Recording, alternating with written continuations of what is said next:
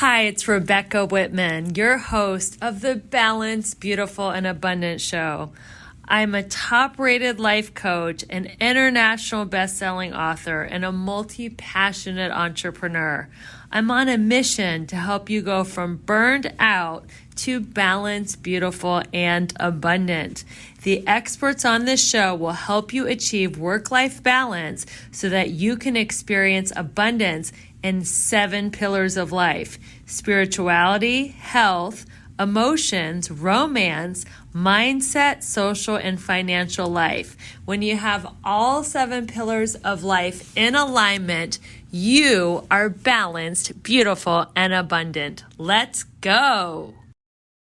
Welcome, everybody, to the Balanced, Beautiful, and Abundant Show. I'm your host, Rebecca Whitman, helping you go from burned out, overwhelmed, stressed, to balanced, beautiful, and abundant. I'm so excited. I have a friend that I met online, Dai Manuel, and I was on his show. We've been planning this interview for 6 months, it seems like. And I'm so glad the day is finally here that I get to interview you. Welcome to the show, Dai. Thanks, Rebecca. And I know sometimes it's pronounced Day, but sometimes it's also pronounced Die. So we'll go with the Welsh pronunciation. But no, you're correct. It is pronounced both ways. But I usually pronounce it my Welsh form. And okay, Die. And it's weird because Die is a short form of David. And if you've ever seen how they spell things in Wales, way too many consonants, okay? Way too many. So. Got it. Dai. Yeah. So let me tell you about my wonderful guest. Dai is on a mission to inspire and positively impact 1 million role models. He is encouraging them to lead a functionally healthy life. And as a thought leader and author, Dai has mastered leading by example, staying true to his values of fitness, faith, finances, and fun.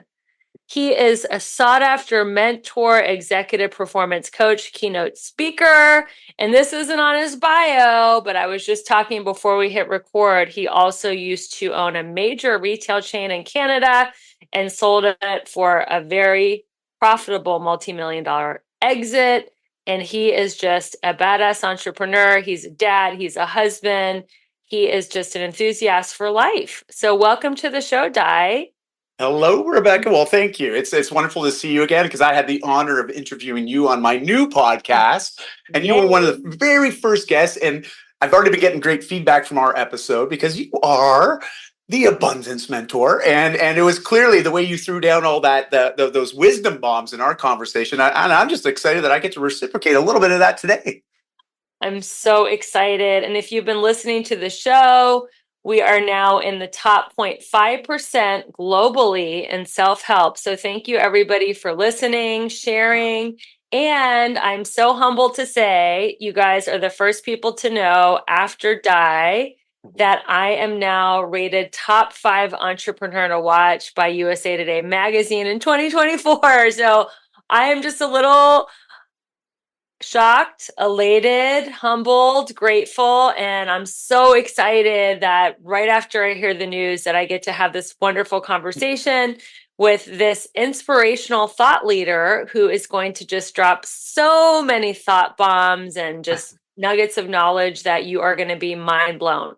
So tell us your story, Dai. How did you get to be the multi-passionate entrepreneur that you are? Tell us a little bit about your journey. Well, thank you. I was like, how far can we go back? You know, like I'm 47 years young now, and a father of 2 wonderful daughters. They're 18 and 20 now. I almost say kids, but like they're kind of, they don't like it when I refer to them as kids anymore. But you know, they're always going to be my kids. So they're young people, you know. And I've been dating my wife Christy, who was also my best friend and life partner, you know, for 23 years. And so you know, those are the things that are most alive and real for me, and really some of the biggest motivations for why I do what I do. And what I've done for most of my life has been all about impact and really trying to impact people's lives positively. largely due to the fact that I myself was on the opposite end of that for a good chunk of my developmental years as a teenager. And what I mean by this was well, let's just put it this way. I had a fairly traumatic event when I was 9 and 10 years old. And that traumatic event for me changed my outlook on life and my perspective on family. My parents, they dropped the bomb. They were getting separated and divorced. And life was perfect. When you're age 9, I mean, everything's just like, yada, yada, yada. And then when they dropped that, because we didn't see that coming, my brother being a couple years my junior, and it really rocked me emotionally and psychologically. And just to date myself, I told you I was 47. I'm a kid of the 80s, okay? Yay, And me too. yeah, but you remember this, Rebecca. Like, Yes. it's not like we had the internet like we do today. And also, there was a heavy stigmatization, I know, in North America back then, because there was still heavy influence as far as what is a family, what is a marriage that's sanctioned, and if there was divorces, it wasn't something that was really public, nor was it a lot of resources to support people through that, especially kids. Yeah. And my parents did the best they could. And what ended up happening was I emotionally was looking for ways to feel in control. And I found that through video games, movie watching, and eating, let's just say, plenty of calories, just not necessarily healthy calories. And by age 15, I was morbidly obese. Wow. And that's really where the whole thing started, because I got to a place where I just was more afraid of not changing than the idea of changing. And I finally said, you know what, I need some help. And I was very fortunate. I had people there that were willing to help, and lend a hand, even though I was sheepishly extending mine, asking for it. And, it took 5.5 years to put all that weight on. But when I made the choice and started to get help and started to just do things differently, it took 20 months to release all that weight. And boom, that set me on the trajectory that I've been on the last 30 years, which is really trying to help other people with change too. So you were like 17 by the time you lost all the weight? Correct. That's right. So did you have like a prom date with your wife and like sail off happily in the sunset and stay married forever after? Is that the big payoff for losing all the weight? Like what happened? Do they even That's have prom in awesome. Canada? I don't know. We do. And the funny thing, for me initially, like, people sometimes ask, what was some of the motivation that kept me moving forward when I was changing just my lifestyle? Yeah. Um, and to be fair, I often let people know, it's like, well, I kind of wanted a girlfriend, and really what I was saying, Rebecca, like, I've now been through, I've worked with psychologists. I've now done the inner work to really Yeah. reprocess and reframe a lot of what experiences I had, and I'm not a trauma expert, a trauma release expert, but I do believe in that type of talk therapy, especially cognitive behavioral therapy. And we can talk about that a little bit later if we want. But I used to struggle with alcohol because of my self-opinion and low self-esteem. That was a result of just the teasing, the ridicule, the self-isolation, and some of those really hard years as a teenager. And but here was the thing: at the bottom of everything, I just wanted to be loved. I wanted somebody to want me. Like that really was what it boiled down to. And so, in essence, me externalizing that as a girlfriend, that to me just meant that there was actually somebody in the world that wanted me for me. Yeah. And that was a big internal driver for me. Was like, I noticed as soon as I started changing my physicality, my energy changed. People in my own grade always looked at me as the fat kid, but the girls a grade or two above me didn't know my past. And it was funny. So I tended to date girls that were a couple of years older than me. And so that was great. I had no problem with that. And so, yeah, it was an interesting couple of years of high school after I made those changes. But I did realize, in full disclosure, Rebecca, and those that are listening or watching this, like, when you're that age, I mean, a lot of things are just very surface, because it's what we see, it's what we feel is real. It just is what it is. And I know that's a cliche, but it's the most basic way I can describe it. But here's the thing: at that place, I was looking at everything on the outside, thinking that was the issue to change. And I was not aware, nor was I open to the idea that maybe there's some things internally I need to also change or Yeah. shift. And because of that lack of awareness and lack of mentorship and positive modeling in my life, because that's how we all learn. I mean, that's why you're such a wonderful example of this, because you are an abundance mentor, because you show through your actions, right? But you also lead people down a path, but it's not like it's a path that you haven't yourself already been down. Exactly. And I think that's beautiful and powerful. And yet, if we don't have those people modeling those behaviors that we want ourselves to adopt, and we don't have someone mentoring us to say, hey, watch out, I tripped there last week, and if you don't watch yourself, you're going to trip there too. Like, it really stagnates our ability to move forward in life and grow as a person. And so I feel a lot for people, because that's exactly where I was, and Yeah. I realized that I had a lot of internal baggage that didn't get addressed. And it made my 20s and my early 30s quite challenging, because I moved from food to deal with some of that emotional baggage I referred to earlier, the psychological issues that I was working through or not working through. And I discovered alcohol, and it became a huge component of my life. So how Highly did you functioning. go? How did you go from drinking excessively to being this, fitness guru, executive coach? Well, I always enjoyed fitness, Mm-hmm. because I recognized that fitness was one of the biggest components and consistent components that helped me through the change that I made myself. And it also became a way for me to manage my mental health a bit more effectively and healthily, right? And I just made me feel better. So I knew that no matter how bad things got, I was only ever one workout away from feeling a bit better than I was before the workout. Yes. And so I'm very fortunate and grateful that I had that experience so early on, because that's always stuck with me. And so fitness has been consistent, but the other pieces have not. And more importantly, this alcohol piece, it was me believing that people preferred hanging out with the drinking version of me than the normal version of me. And this Mm-hmm. is, again, was that true? I believed it to be true, and that's enough. and and I perpetuated that. Even met my wife. We had our two daughters quite young, and I was rapidly trying to build a business with a business partner that was a mentor of mine. And so everybody on the outside looking at us thought, man, what a great family. They got everything going on. Look at this. He's got a great career, da da da da da. I started doing a lot of social media and trying to help people through that. But on the flip side, I had this little dark part of me that made me feel like an imposter. And you can only subdue that feeling for so long. There eventually comes a point, it's going to bubble up and it's going to overflow into everything else that we do. I have not had a situation where that didn't appear to be true, but also turn out to be true, just through what my repercussions were from some of my choices. And by 32, I was looking at losing everything, so this is 15 That's years, so 17 funny. to I hit a 32. bottom with my alcohol at 32 as Are you well. serious? Yeah. Really? Oh. So did you end up getting sober, or how did Mhm. you get over your drinking? Well, I was very fortunate, because I have a wife that, no matter the dark days and no matter how stupid I was being, the person she fell in love with was also the person that she saw so much potential in. Mm-hmm. And she was always good at reminding me of that potential and trying to draw that out of me. And she's the only person in my life, other than, obviously parents, but that's different. I mean, Yeah. that's like conditional bias, but because being a father now, I totally get that. It's like, I don't care how wrong my girls might be. It's like they're never really wrong. Like it's Yeah. it's okay. But for me, at 32, it got to a place where everything was falling apart. Like, it was becoming much harder to manage, and my drinking frequency was increasing, and it just things started falling apart. Especially my relationship with my wife.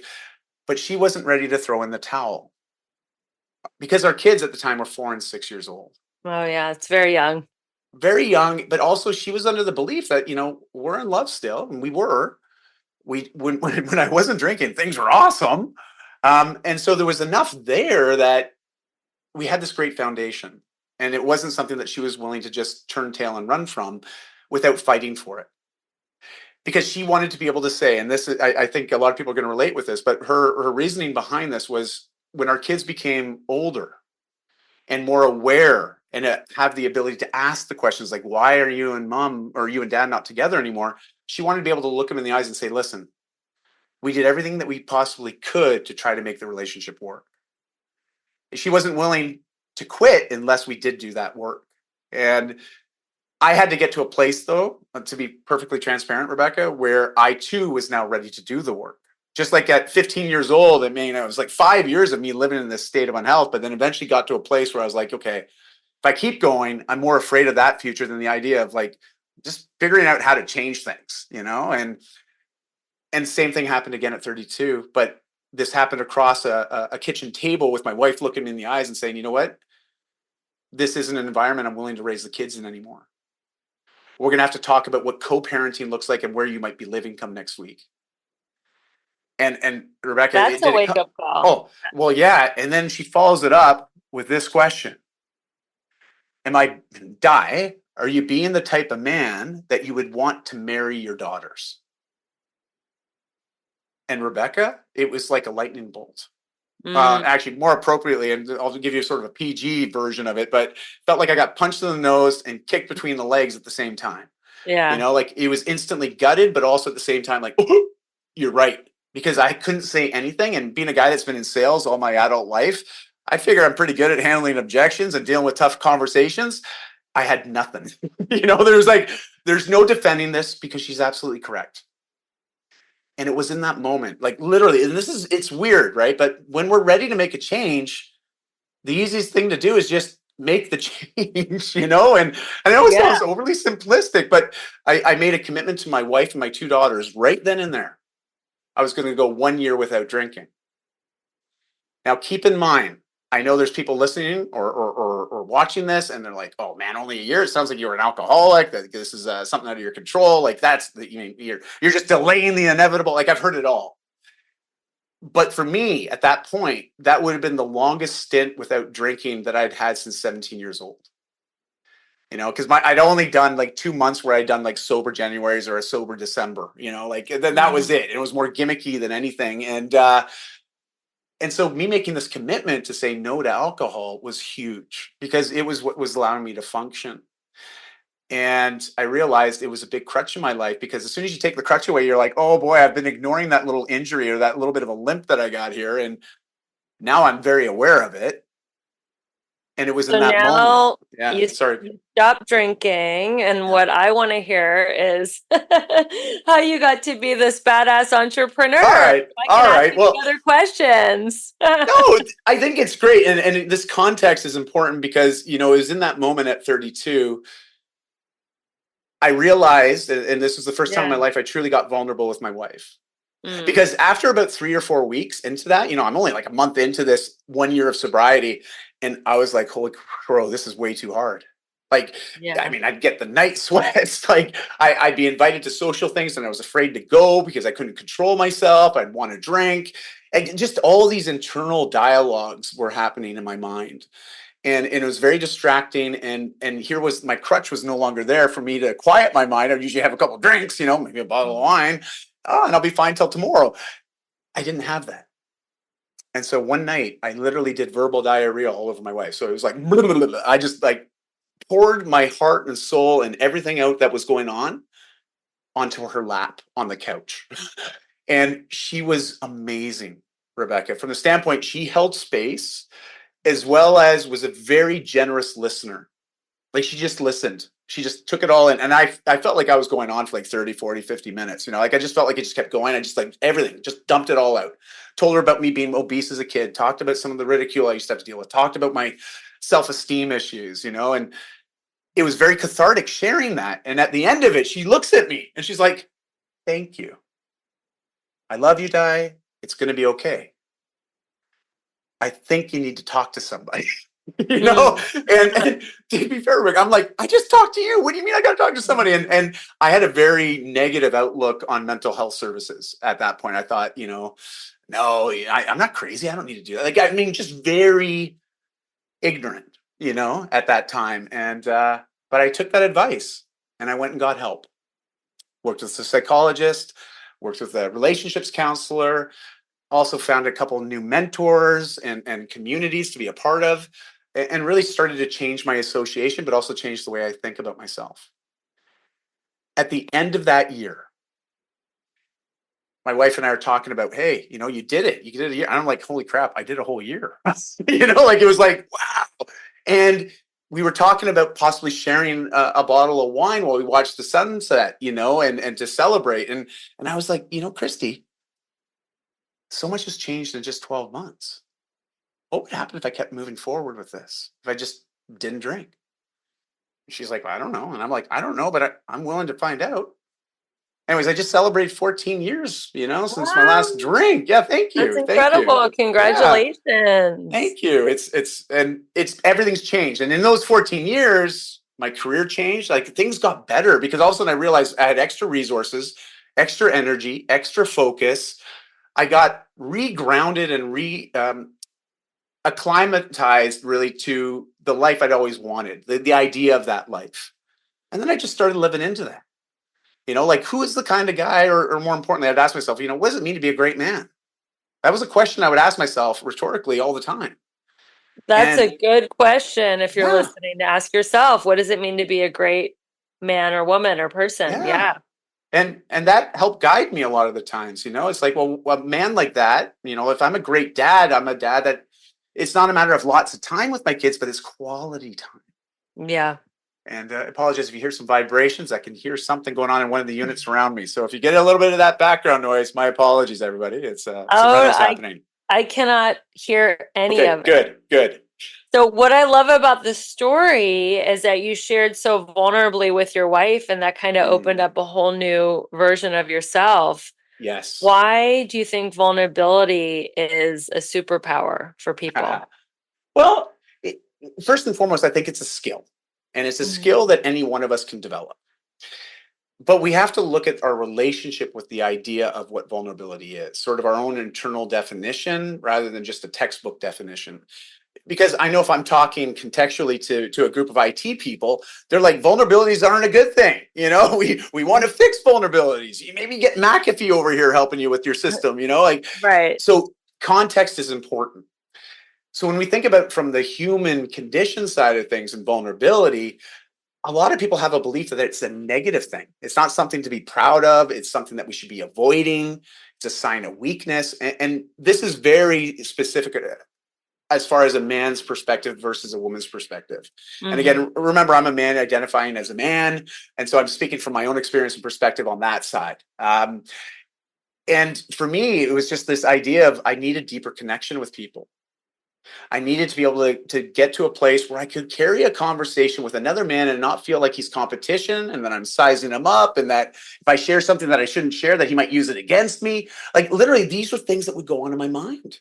Hmm. And I could tell it was holding me back from really fully living my life and making those great connections and really being able to create better friendships and alliances and partnerships and collaborations. Like everything just opens up. But we think about it, how do we get to know somebody? It's an act of vulnerability in getting to know someone. And it takes time, it develops trust, and it's not just given away freely. Like people do earn trust. They earn the ability to receive vulnerable in a vulnerable state, right? But it all has to be sort of held in a container. And this is what I found as a man. It was really challenging at first because most of the role models in my life up to that point, and this is like in my early 30s, there was a very negative outlook on being vulnerable. I mean, we had lots of surface conversation. We talk about sports, we complain about our spouses or complain about the kids doing something weird, and it just felt really empty. Hmm. A lot of the conversation, I didn't feel like I really got to know a lot of people, especially those internal driving things that keep us getting up every morning with excitement and zest and just that oomph that we want to live our life with. And I felt that was really lacking. Yeah. And until someone, and this is the crazy thing, and I'll end it at this because I'd love to hear your insights on this, is vulnerability. If you think about it, somebody's got to go first. Yes. Someone's got to go first. Who's going to take the little bit of a risk? Right. And hopefully it's established through some trust initially. So we feel that that bridge is already there, that we can make that leap confidently. But there's always going to be a level of risk. And some of us, well, I'll actually say most of us men are very risk averse when it comes to being vulnerable, Yeah, I and it's agree. because we haven't really learned how to do it in a healthy and protective way, and so, but that was something that I'm still working on it. Okay. Full disclosure, 14 years later, I'm still working on it, but it's made my life so much more richer, the Yeah. relationships and the connections. And again, apologies for the drill. I don't even hear it. Yeah, I Okay. think Generation X, if you study generation psychology, the men in our generation were not given any space to be emotional. And that is why a lot of them are shut down, or they drink, or they eat, or they don't show a lot of emotion. They're very flatlined. So I think you're truly a thought leader in modeling what it's like to be an emotionally available, vulnerable man. And you lead with your heart. I mean, it's really, really inspiring to see that. Speaking of leading with your heart and, guys that are victims, how do people stop? One of my favorite sayings is going from victim to victor. You like to call it how to be a champion of change rather than a victim. What is a way that we can shift out of victim mentality? Fantastic question. And I think, wow, I'm just trying to think about the best way. You sure you can't hear that? Because I can totally hear it. We cannot hear it. Oh, I love it. Okay, so everybody out there, sorry I keep saying that. I'm like, you don't have to worry about it. Okay, great. I'm not going to ask again. And even if we could, I have a great producer who can fix it in post. So don't worry. Oh, I love it. Thank you, Rebecca. Well, listen, that victim mentality is something that I think we're all very familiar with. And it's a very natural place to get to. It's also heavily normalized. And what I mean by that is many of us grow up in life thinking that losing is a bad thing. I mean, look at, especially North American cultures, right? Like Commonwealth countries, like sports are a big part of it. Competition's a big part of it. And I'm not saying competition's bad, okay? Because competition creates innovation. It creates change. It's important. However, we have to keep in mind with kids and when we're young adults, even at that, too much competition, especially competition in personal arenas, as far as relationships might be concerned and other aspects, being even a dad, like, I want to be the best dad out there. Let me go, win, win, win. Like it puts a different slant on things, especially from the intentions and the awareness of actually doing it. And so I think first and foremost is just recognizing, do we have this more sort of a default or normalized thought process that we tend to the side that's negative rather than maybe leaning to the side that's more positive. So, Carol Dweck's done some wonderful work in the growth mindset space and psychology space. And when we look at sort of this growth versus fixed mindset, I find that those two polars, that's the difference between victor and victim as well. It's a lot of that perspective on our own life and circumstances that compose that life. And listen, I get it. Geez, we've all felt like a bit of a victim over the last few years, especially during the big COVID, right? Like it was, this is something forced upon us. We're being forced to change and adapt. None of us signed up saying, hey, give us this. We want this, So a lot of us experience change that way. We are change averse as a species because we are actually, genetically speaking, very lazy. It's all about conserving energy, doing as little as possible to try to get as much as possible. And this is in our DNA for a millennia. So it's like we're trying to overcome this sort of evolution, mental evolution, but the physical hasn't necessarily caught up as far as hormones are concerned, the fight and flight mechanism, our nervous system. And this is getting more into the science behind why we might feel or experience certain things. But at the end of the day, it's our world perspective and our internal perspective. And so starting and just becoming mindful, what is your default? Do you go more to the negative, more to limiting beliefs and put a lot more stock in that than the opposite? Well, if so, that's a good place to start ask yourself, why is that? Why do I act like this? Why is that my sort of go-to belief around, say, family values? Maybe I had one client that really had a challenging upbringing with parents that were addicted to narcotics. And, a very traumatic upbringing, of course, but, when the parents were sober and they were the best people, but, unfortunately there was this internal enemy that they both fought. So he's got these certain family ideals that he wants for his current family, but there's also all this bias from his upbringing that's conflicting with that. And if we don't reconcile the two, it's really hard. I mean, I lived this, right, with my morbid obesity. How do we reconcile it? Do we hire a therapist? I recommend professionals. I Yeah, straight up professional. Like definitely. I tried doing it on my own. Forget it. But I can honestly say for anybody listening and watching, like I went all in with a psychologist. And what I mean by that is I was going twice a week and I did that for 6 months. I went all in. And some people might Yeah, be thinking, well, why didn't you just keep going? I'm like, we actually got to a place where I was like, I don't need to be here anymore. yeah, Like I did the work, you that's know, right. because I I'm not did someone that 9 likes to do years. things. Yeah, well, Six, yeah, that's right. Like, but the thing is but it I did doesn't the have to work. Yeah, take long to change. that's great. Yeah, you You know? you changed fast.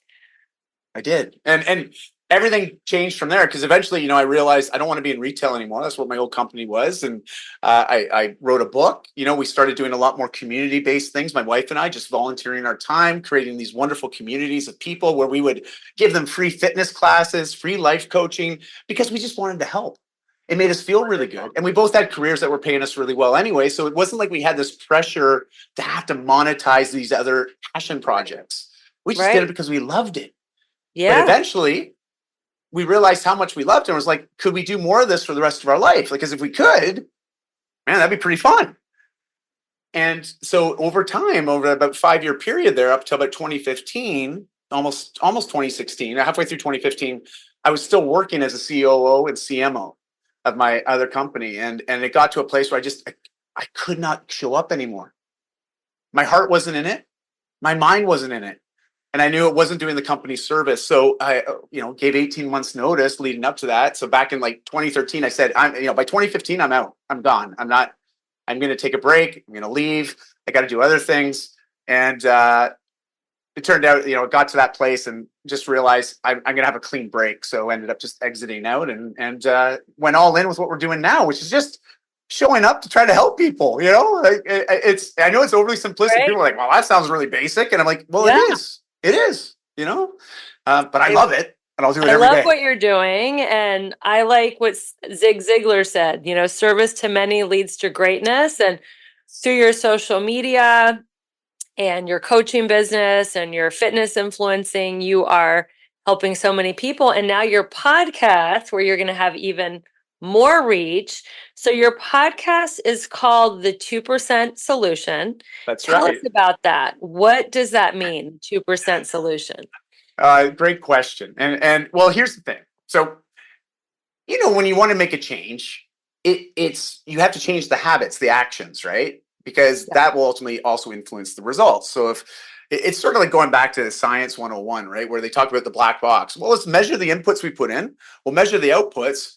And if we want to change the outputs, well, let's just change the inputs, and I mean, it's really basic.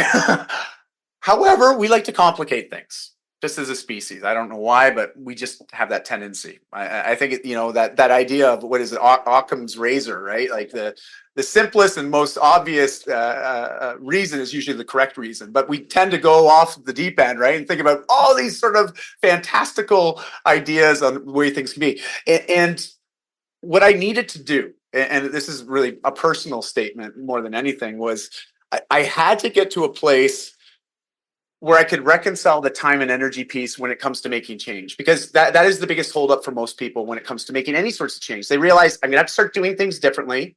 It's going to require a lot of energy. I'm going to probably have to challenge some of my belief systems. I might not feel very good doing it. There's just all these things stacked against us. So I had to sort of work through that, but also get to a place where it was like, what would be the minimal amount of effort I would need to do to start to see positive change in my life? And what I realized was, and I hinted that we had these Sunday fun day classes that we would host, and we get upwards to 100 people every Sunday morning for free showing up to do workouts as a group. And it was awesome because they were basically my guinea pigs. Like I was testing my coaching, I was testing different methodologies. Like literally, it was like this is my big petri dish, right? And what I learned over those 5 years of running those sessions was a lot around the mindset of change, because we had demographically kids as early as 13 years old working out with their parents. And then I had a guy with a prosthetic leg in his 60s. I also had a married couple in their 70s. Like we had the full gamut, genders, races. I mean, you name it. We had those people showing up. And so I got to look at it more from a human aspect, And what I realized was people just need good mentorship and good modeling. That's it. And if you could find a good mentor or a group to model healthier behaviors, it's a lot easier to adapt those. And the minimum effective dose was this 2%, which is I would ask people, can you give me 2% of your 24 hours every day? And they're like, yeah, 2%? That doesn't sound like much. No problem. And then I go, great. It's 30 minutes a day. And then, oh, wait, 30 minutes. It's like, so I realized I had to sort of frame it differently. When I say it's 2% of your full 24-hour day, people are like, well, that's not very much. And it's not. But as soon as you say, oh, it's 30 minutes, a lot of people are like, oh gosh, I don't have 30 minutes. I'm like, yes, you do. 30 minutes doesn't sound like a lot to me to change your life. So you can apply this 2% solution to physical, mental, and spiritual health. And yeah, all of it. Like really, it's this idea of not trying to do everything all at once, and I feel bad for some people because I think they pick up certain resources that preach about different rituals, in particular morning rituals, right? It's like, oh, I got to do this list of 12 things every morning and my life's going to be great. Well, that's a lot to change to do all at once. Yes. It's also very hard to maintain and sustain that kind of level of commitment, especially for these types of morning rituals. And the way it's often prescribed is it's an all or nothing. Like I look at programs like 75 Hard as an example, and it's great. I mean, all for it if you're willing to commit to that, but it is a really hard program. That's why it's called 75 Hard, 75-day commitment. And you work out twice a day. You got to read X amount of books. You got to journal. Like there's just this massive list, and it's great and effective. But what I've noticed for a lot of people that when they buy into something like that is they don't realize how hard it is to maintain that level of commitment. And as soon as you see one thing slide, it's a great big opening in that doorway to quit, Yeah. And so my invitation is just, if you set aside 30 minutes every day as a non-negotiable time slot for your own personal and professional development, focus on one or two things that you do in that 30 minutes, and just commit to those for now. Start with that. And I often will encourage people, do fitness, do something that's physically active, moving your body with purpose at the very minimum for 15 minutes. And it's interesting because my book talks all about this, the Whole Life Fitness Manifesto, this 2% solution. And the way I teach people this is I invite them to set aside 30 minutes a day. The first 15 minutes is movement with purpose. So you're going to, create a bit of a sweat, get the heart rate elevated. It's body weight based, so calisthenic exercises. So no excuses here. You don't need any fancy equipment. You don't even need fancy shoes. You can put a towel on the floor. You got enough room to do a workout. 15 minutes. Next, 5 minutes of mindful meditation. I find it's much easier to do it when your breath and heart rate's elevated, because to be cool and calm and just focus on your breathing when you're literally ending a workout is a great time to become much more aware of your breath.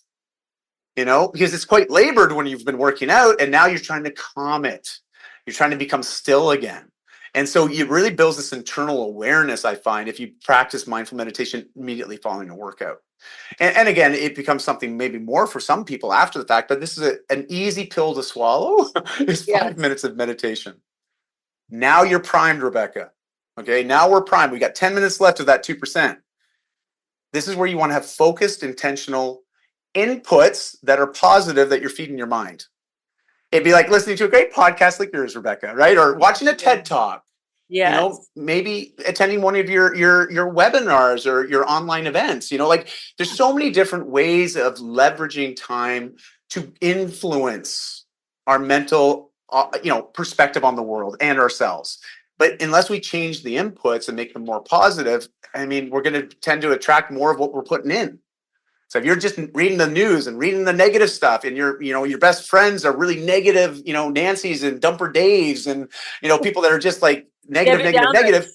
Yeah, well, exactly. Yeah. And if that's your normal, like you can't be upset at yourself if that's your perspective as well. It's just the nature of hanging out with certain people for a certain period of time. You start to adapt and become more like them. Jim Rohn's talked about this, we're the net sum of the 5 closest relationships that we hold. And, once you're aware of that, you can start to make conscious decisions and intentions around how you want to start to influence the change in your life. But it can start as simply with just 2% a day, and that is all I encourage people to do, just 2% a day. If you can commit to that, believe me, after 28 days, you will notice a significant shift.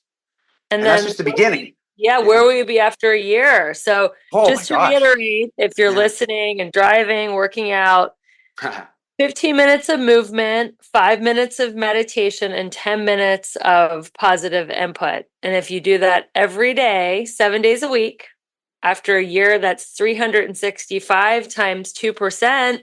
I'm not great at math, but now you're at over 700% improvement. And Massive.